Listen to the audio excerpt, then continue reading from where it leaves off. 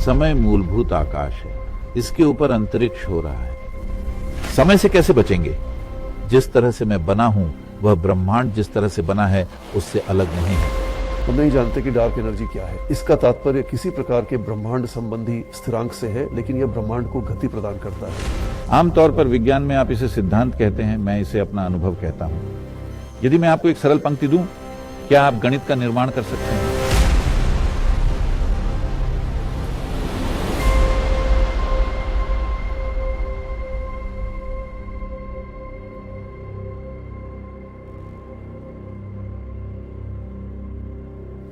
Hello न जनति जननम, hello न जनति भव समापनम। योगेश्वर कला कला, योगेश्वर कला कला।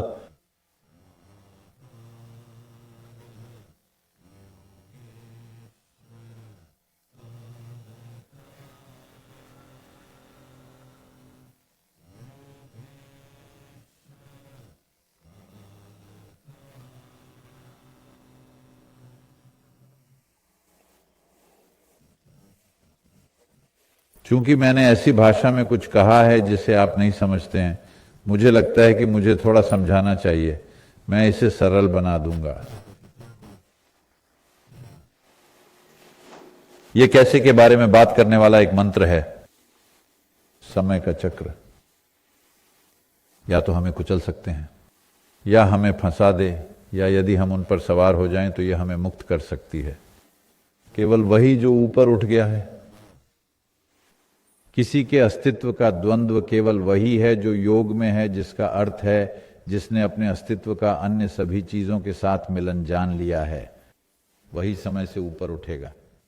और वही जो समय से ऊपर उठ जाता है, जीवन पर प्रभुत्व है। मुझे लगता है कि आज रात जो विषय दिया जा रहा है वह चेतना के लिए स्थान और समय बनाने की चर्चा है। और इसलिए एक प्रश्न यह है, कोई समय से कैसे बच सकता है? क्या कोई समय से बच सकता है? और आप समय के चक्र का उल्लेख करते हैं जो इस प्रश्न से संबंधित है कि समय रैखिक है या समय चक्रीय है, जो महान दार्शनिक रुचि का विषय है। और वास्तव में यह कुछ ऐसा है जो मैं चाहूंगा के बारे में आपसे बात करें। और यह एक ऐसा प्रश्न है जो ब्रह्मांड विज्ञान के संदर्भ में उठता है, जो कि मेरा पेशेवर अनुशासन है। जब हम ब्रह्मांड को देखते हैं तो यह चक्रीय प्रक्रियाओं से भरा हुआ है, और यहाँ तक कि ब्रह्मांड स्वयं भी एक चक्रीय प्रक्रिया हो सकता है। अब इस पल में अधिकांश ब्रह्मांड विज्ञानी कहेंगे कि हम चक्रीय ब्रह्मांड में नहीं रहते, क्योंकि ब्रह्मांड जिसे डार्क एनर्जी कहा जाता है उसके कारण गति बढ़ रही है। हम नहीं जानते कि डार्क एनर्जी क्या है। इसका तात्पर्य किसी प्रकार के ब्रह्मांड संबंधी स्थिरांक से है, लेकिन यह ब्रह्मांड को पुनः ढहने के बजाय गति प्रदान करता है। इसलिए यदि आप अधिकांश ब्रह्मांड विज्ञानियों से पूछें तो वे कहते हैं ठीक है, नहीं, ब्रह्मांड का भविष्य यह है कि यह हमेशा के लिए विस्तारित होगा और यह अधिक से अधिक फैल जाएगा। आखिरकार हम अन्य आकाश गंगाओं को भी नहीं देख पाएंगे, वे बहुत दूर होंगे। लेकिन यह दिलचस्प है, क्योंकि यदि आप अधिकांश धार्मिक ग्रंथ पढ़ते हैं, विशेष रूप से मुझे लगता है कि पूर्वी परंपरा, हिंदू और बौद्ध ग्रंथ, तो वहां संकेत यह है कि ब्रह्मांड फिर से ढहने जा रहा है, और यह कि आपके पास वास्तव में ब्रह्मांड के चक्र होंगे। और मुझे व्यक्तिगत रूप से कबूल करना होगा, मैंने हमेशा चक्रीय ब्रह्मांड का समर्थन किया है, क्योंकि दुनिया में हम जो कुछ भी जानते हैं उसमें चक्र होता है। इससे पता चलता है कि चक्र का समय लगभग 20 अरब वर्ष है, और यह उल्लेखनीय रूप से करीब है। यदि ब्रह्मांड पुनः ढहने जा रहा है तो संभवतः यह उस प्रकार के समय पैमाने पर फिर से ढह जाएगा। और आधुनिक ब्रह्मांड विज्ञानियों ने पिछले 50 वर्षों में केवल अपनी दूरबीनों का उपयोग करके इसकी खोज की है, और इसलिए यह उल्लेखनीय है कि बुद्ध और शायद अन्य रहस्यवादी हम यह जानकारी प्राप्त करने में सक्षम थे, चाहे वह कुछ भी हो, 500 ईसा पूर्व, कई वर्ष पहले। तो यह ऐसा है जैसे आपके पास यह आंतरिक अंतरिक्ष स्टेशन है। तो हम विज्ञान के माध्यम से यह जानकारी प्राप्त करने के लिए अरबों डॉलर खर्च कर रहे हैं। निस्संदेह कोई भी इसे इन रहस्यमय अंतर्दृष्टियों से निःशुल्क प्राप्त कर सकता है। यह मुफ्त नहीं है, यह मुफ्त नहीं है। इसमें जान खर्च होती है, इसमें जान खर्च होती है, इसमें जीवन खर्च होता है। ये मुफ्त नहीं है। अच्छा, ऐसा है, ठीक है, बिल्कुल सही, हाँ, काफी उचित है। डॉलर कहीं और से आते हैं। इन चीजों को देखकर जिंदगी बर्बाद हो जाती है। लेकिन मेरे लिए यह विज्ञान और आध्यात्मिकता के बीच संबंध के बारे में एक महत्वपूर्ण बिंदु है। कोई उनके बारे में सोचता है कि उनका विरोध किया जा रहा है। मेरे ख्याल से वे दोनों भौतिक ब्रह्मांड का अध्ययन कर रहे हैं, और एक तकनीक इन दोनों को बाहरी परिप्रेक्ष्य से और आंतरिक परिप्रेक्ष्य से भौतिक ब्रह्मांड का अध्ययन करने के लिए लागू किया जा सकता है। और मुझे लगता है कि अंततः सहमति है। यदि यह वही सत्य है, यदि यह वही ब्रह्मांड है जिसे वे देख रहे हैं, तो सहमति होनी चाहिए, सहमति होनी चाहिए। और मुझे लगता है कि यह उल्लेखनीय है कि ऐसा है। मैं जानता हूं कि भारतीय दर्शन में हजारों वर्षों से आंतरिक विज्ञान की परंपरा रही है, लेकिन पश्चिमी दर्शन में पूरा ध्यान बाहरी विज्ञान पर है। और मुझे लगता है कि विज्ञान और आध्यात्मिकता के बीच इस मिलन का एक हिस्सा यह एहसास होगा कि आंतरिक विज्ञान और बाहरी विज्ञान का विलय होना चाहिए।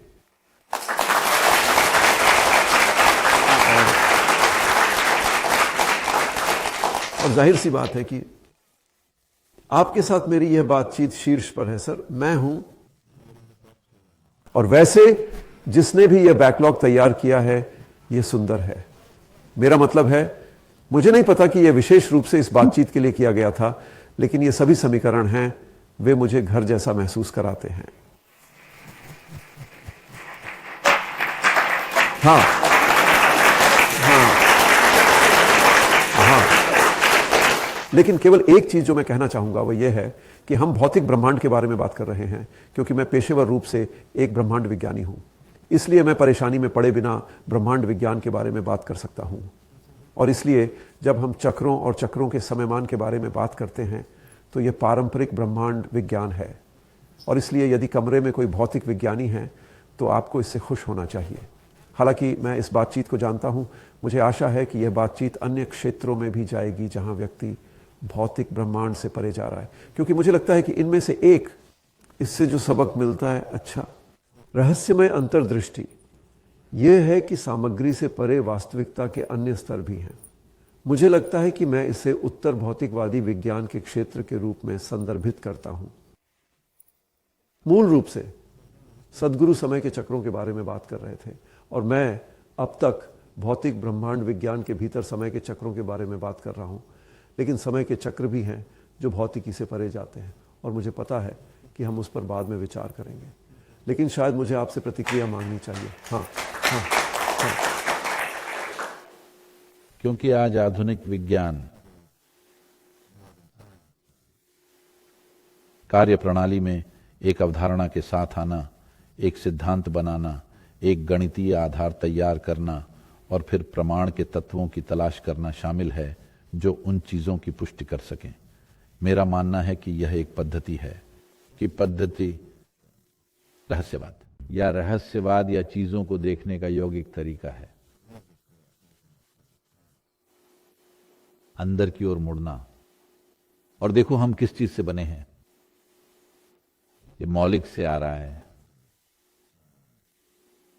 विज्ञान में आप एक धारणा कहेंगे, अपने अनुभव में मैं मौलिक ज्ञान से कहता हूं, जिस तरह से मैं बना हूं वह ब्रह्मांड जिस तरह से बना है उससे अलग नहीं है। मैं बस एक छोटा सा हूं, लेकिन फिर भी आप इन छोटी आंखों के साथ यहां बैठ सकते हैं, आप ऊपर देख सकते हैं और आकाशगंगा को देख सकते हैं। ऐसा इसीलिए है क्योंकि इसे उसी तरह बनाया गया है और हम इसे प्रतिबिंबित करने में सक्षम हैं। कुछ अध्ययन है, लोग कहते हैं कि उन्होंने देखा है कुछ कीड़ों या कुछ और की दृष्टि और परिदृश्य, कुछ प्रयोग किए गए हैं जहां वे कह रहे हैं कि उनकी दृष्टि है और उनकी बात नहीं जाती। उनकी जीवित रहने की आवश्यकताओं से परे। तो यह क्षमता हमारे पास इसलिए है क्योंकि हम चाहें तो पूरे ब्रह्मांड को अपने भीतर प्रतिबिंबित करने में सक्षम हैं। वस्तुतः हम जो कुछ भी देख रहे हैं वह प्रतिबिंब मात्र है। अभी ये लोग यहीं प्रतीत होते हैं, लेकिन हम उन्हें केवल उसी तरह देख रहे हैं जिस तरह वे हमारे मन के आकाश में प्रतिबिंबित हो रहे हैं। इसे देखने का कोई अन्य तरीका ही नहीं है। तो इतना कहने के बाद धारणा का मौलिक साधन बस यही है। हम इसे कैसे रखते हैं? अलग अलग लोग अलग अलग चीजों को इस आधार पर देख सकते हैं कि वे खुद को कितना तेज रखते हैं। जब मैं कहता हूं देखो, मैं केवल दृश्य तंत्र के बारे में बात नहीं कर रहा हूं। हम 5 इंद्रियों और उससे भी अधिक इंद्रियों के माध्यम से देखते हैं। तो इस संदर्भ में जिस तरह से हम इसे देखते हैं वह आपके ब्रह्मांड विज्ञान के कारण है। अनिवार्य रूप से आप दूसरे दिन बॉस ने आपको समय के बारे में बोलने की अनुमति नहीं दी, क्योंकि उन्होंने कहा नहीं यह समय है। लेकिन आपने अंतरिक्ष के बारे में बात की थी। कौन? मैं व्यक्तिगत रूप से इसे समय के परिणाम के रूप में देखता हूं। मुझे बस सरल शब्दों में बताने दीजिए, ब्रह्मांड को देखने का हमारा तरीका क्या है, और देखें कि कितने ओवरलैप हैं।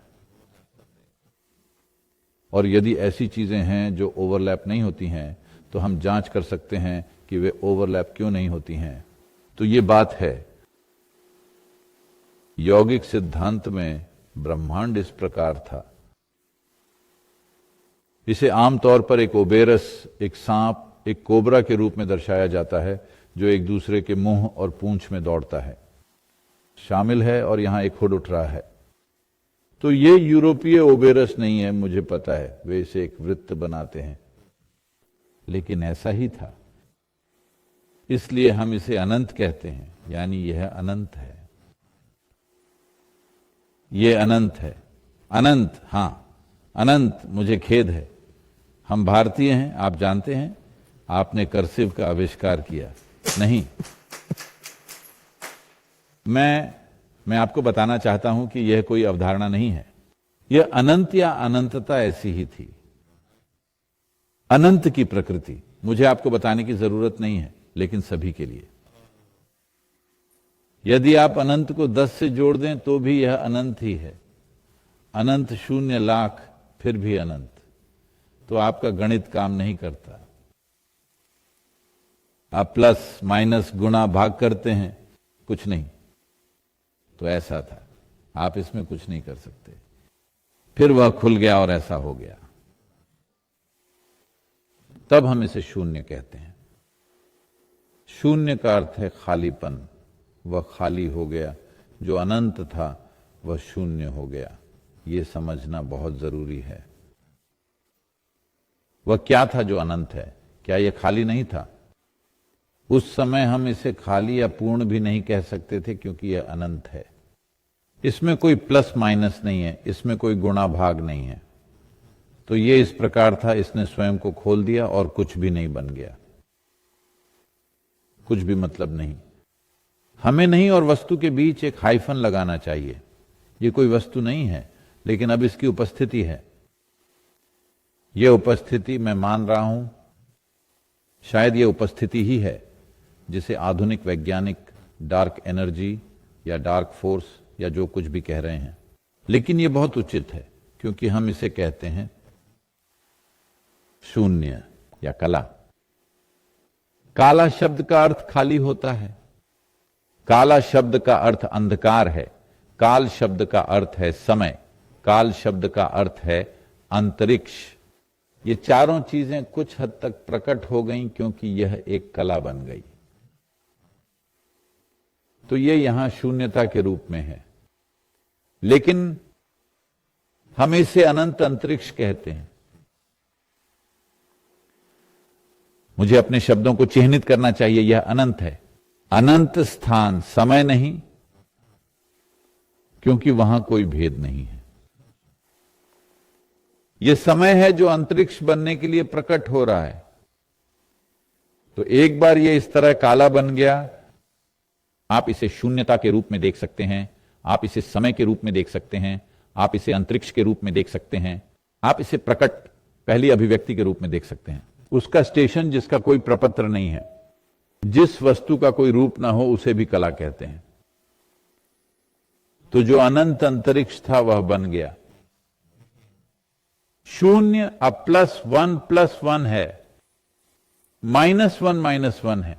अचानक वहां अभी तक कोई भौतिकता नहीं है, लेकिन इसकी भौतिकता के लिए एक गणितीय आधार है। अब एक बार ये इस तरह खाली हो गया, ये शून्य शब्द लिखित शब्द के संदर्भ में है। इसके बारे में पहली बार देखा गया है 400 ईसा पूर्व।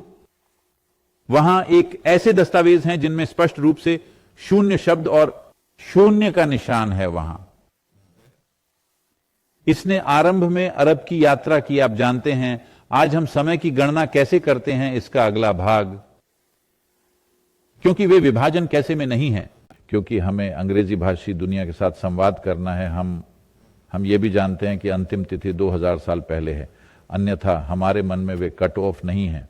तो मैं सिर्फ ये कह रहा हूं कि अब आप इसे क्या कह रहे हैं, एडी, ये अब एडी नहीं है, वे इसे क्या कह रहे हैं, सी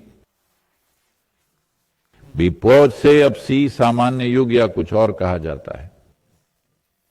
इसलिए सामान्य युग में पहली दूसरी शताब्दी या शायद तीसरी चौथी शताब्दी तक ये अरब तक चला गया, क्योंकि भारतीय व्यापारी भारत से व्यापार मार्ग बनाए हुए थे। भारत के निचले हिस्से से लेकर, यानी भारत के सबसे दक्षिणी हिस्से दमिश्क, यरूशलम, अलेप्पो तक। आज भी अलेप्पो शहर 8500 साल पुराना माना जाता है और उस शहर का निर्माण भारतीय व्यापारियों से कर वसूल कर किया गया था। तो लाइव लेन देन, ये एक दैनिक व्यवसाय था, लोग काफी यात्रा कर रहे थे। तो ये अरब तक चला गया, जहां उन्होंने इसे सिफर कहा। सिफर शब्द का फिर से मतलब खाली था। ये सिफर यूरोप में आया, लैटिन में उन्होंने इसे जेफिरियम कहा। वह वेनिस गया, जहां यह यूरोप में होने वाली कई चीजों का केंद्र था, और वहां उन्होंने इसे शून्य कहा, और अंग्रेज इसे साइफर कहते थे। आजकल कोई भी उस शब्द सिफर का प्रयोग नहीं कर रहा है। जब हम बड़े हो रहे थे तो अंग्रेजी भाषा में साइफर शब्द का प्रयोग आम था, लेकिन मैं नहीं जानता। वह एक कोड है, ये गुप्त कोड है। ओह, ये है अंग्रेजी में सिफर शब्द कोडिंग से जुड़ा है, लेकिन ये एक अलग संदर्भ है। हाँ, साइफर शब्द का प्रयोग शून्य के रूप में किया जाता था। जब कहते हैं इसका उपयोग अपमानजनक तरीके से किया गया था, ओह वह एक सिफर है, वह कुछ भी नहीं है, इस तरह की बात। तो ये पहलू एक बार ये शून्य हो गया, लेकिन ये एक आकाश था का अद्भुत अस्तित्व, लेकिन भौतिक रूप के बिना। फिर हम और अधिक में जाते हैं, क्या कहें, इसे व्यक्त करने का एक द्वंद्वात्मक तरीका, जहां हम कहते हैं, हम इस कला को एक अस्तित्व कह रहे हैं, एक बड़ा निराकार, बड़ा नहीं अनंत निराकार अस्तित्व। निस्संदेह अनंत का कोई रूप नहीं हो सकता। तो यह एक प्राणी है और वह सांस लेता है, वह सांस ले रहा था। सांस लेना एक लंबी प्रक्रिया है, शायद लाखों या अरबों वर्षों तक चलती है। इसके लिए गणनाएं होती हैं, मैं इसके लिए गणितज्ञ नहीं हूं। और जब उसने सांस छोड़ी, जब वह सांस छोड़ता है तो ऐसा नहीं है कि उसके पास नासिका है, वह हर जगह से सांस छोड़ता है। यदि आपके पास नासिका नहीं होती तो वास्तव में हमारी त्वचा भी सम्मानजनक होती है। आप जानते हैं, ये न केवल पसीना बहा रही है, बल्कि ये सांस भी ले रही है, आप जानते हैं। तो हम अपनी त्वचा के हर छिद्र से सांस ले रहे हैं। जब वह सांस, जिससे एक निश्चित मात्रा में ऊर्जा पैदा हुई, जिसे हम शक्ति कहते हैं, शक्ति उससे निकली। जब ऊर्जा उससे बाहर आई तो यह शून्यता का यह आकाश, जो एक शक्तिशाली शक्ति है, यह शुरू में गूंजने लगा, फिर लहरें पैदा हुई। उन लहरों ने चक्रीय गतिविधियों को जन्म दिया। तो इन चक्रीय गतिविधियों के साथ पहले भौतिक रूप सामने आए और यह सब फूट पड़ा। जैसे जैसे ये चक्र और अधिक जटिल होते गए, से जिन्हें हम इलेक्ट्रॉन, प्रोटॉन, परमाणु, ग्रह, प्रतिरोध, ब्रह्मांड कहते हैं, ये सभी चक्रीय गतिविधियों के कारण विकसित हुए हैं। मौलिक रूप से हम भौतिकता को चक्रीय गति के परिणाम के रूप में देखते हैं। हमारा जन्म हमारी मां के शरीर में होने वाली चक्रीय गतिविधियों के कारण होता है, अन्यथा हमारा जन्म नहीं होता। योग प्रलय है।